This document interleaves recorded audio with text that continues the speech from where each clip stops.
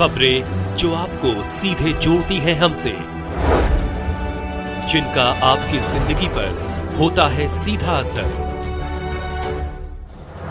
खबरों की वही तस्वीर,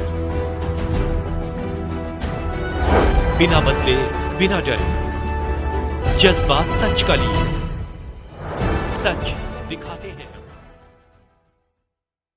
सादाबाद तहसील के अंतर्गत नगला ब्राह्मण में गजेंद्र सिंह त्यागी उर्फ बाबा की जमीन में जिसका खसरा नंबर 1025 है, उसको रविवार देश शर्मा कब्जा करके बैठा है और गजेंद्र सिंह त्यागी उर्फ बाबा सादाबाद तहसील तथा हाथरस डीएम साहब के यहाँ चक्कर लगाकर परेशान हो गए। उन्होंने जब डीएम साहब के ऑफिस पर जाकर अपनी गुहार लगाई तो उनकी सुनवाई करने के लिए डीएम साहब के पास में समय नहीं है और उन्होंने जब बाहर बैठकर मंदिर के पास मैं अनशन करना चालू किया कि अगर मेरी सुनवाई नहीं होती है तो मैं भूखा प्यासा बैठा रहूंगा। तो डीएम साहब का आदेश था, चाहे कुछ कर लो, मुझे तुमसे कोई मतलब नहीं है, और उन्होंने उनका सामान वहां से फेंकवा दिया। रविवार देश शर्मा गुंडा टाइप का व्यक्ति है जो त्यागी बाबा को मारने के लिए पीछा करता है। इस बात की कई बार उन्होंने तहसील सादाबाद में एसडी महोदय और तहसीलदार महोदय के पास में जाकर बातें बताएं तो यह अधिकारी सुनने को तैयार नहीं है और एक भी बात मानने को तैयार नहीं है। बाबा का कहना है कि अधिकारी अगर सही तरीके से जांच करें, चक्रोड मार्ग खाली कराया जाए, अगर अधिकारी सही तरीके से जांच करते हैं तो मुझे तसल्ली मिलेगी। और बाबा ने अनशन किया। अनशन के समय पर एक भी अधिकारी ने उनका साथ नहीं दिया, ना ही कोई अधिकारी बात करने आया। बाबा की जब तबीयत बिगड़ी तो उन्होंने सादाबाद में इलाज कराया। सादाबाद में जब सही नहीं हुए तो उन्होंने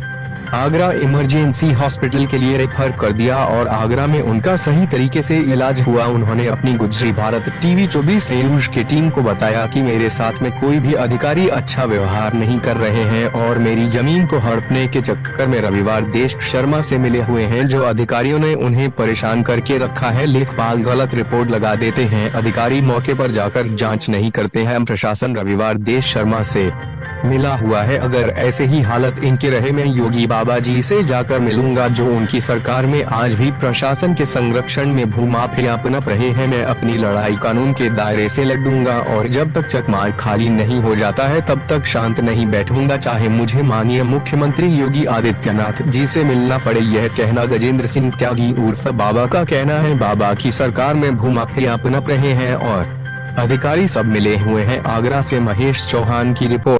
आपकी कोई भी पुलिस प्रशासन सुनता नहीं है, अधिकारी सुनते नहीं है, तो आप कोर्ट के लिए क्यों नहीं गए, माननीय न्यायालय में क्यों नहीं गए? वो हमने कोशिश की थी, हम इलाहाबाद हाई कोर्ट के लिए, तो मैंने पहले PIL डाला, तो PIL में इन लोगों ने लगा के दे दिया कि चकमार खाली है, प्रचलित करा दिया गया है। ये पिछले वर्ष की बात है, 2023 की।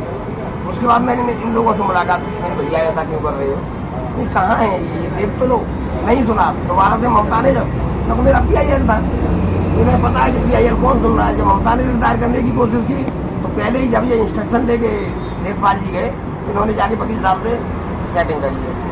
दोबारा से वो तो खैर छोटे से वकील थे, दोबारा से माने हुए वकील हैं आशीष गोयल, जिनको कि मैंने सारे पेपर भी दे दिए।